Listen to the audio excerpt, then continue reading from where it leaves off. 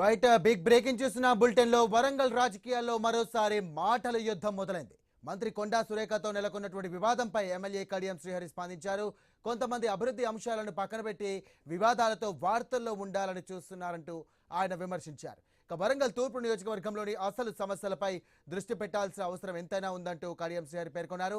Warangal MGM ఆసుపత్రిలో శాశ్వత superintendent లేకపోవడం, డ్రైనేజీ వ్యవస్థ సరిగ్గా లేకపోవడం వంటి సమస్యలు ఉన్నాయని వాటి పరిష్కారంపై దృష్టి సారించినట్టుగా ఆయన సూచించారు. ఇక మంత్రి కొండా సురేఖ వ్యాఖ్యలపై స్పందిస్తూ ఆమెకు అవగాహన లోపం ఉందంటూ కూడా కడియం శ్రీహరి వ్యాఖ్యానించారు.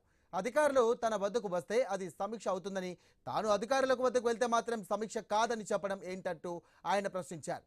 తాను కేవలం తన నియోజకవర్గ పరిధిలోని ఆలయాల అభివృద్ధి అంశాలపైనే మాట్లాడేందుకే అధికారులను కలిశానంటూ కూడా స్పష్టం చేశారు.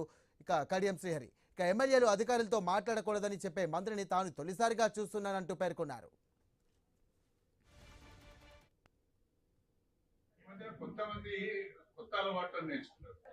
అభివృద్ధి గురించి పట్టించుకుని వాళ్ళు, ప్రజల మధ్యన ఉండని వాళ్ళు,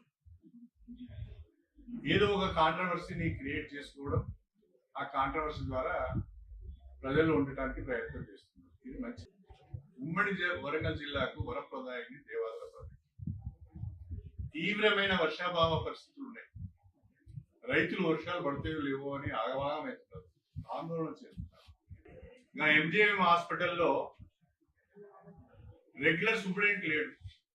ఎవరు ఆలోచన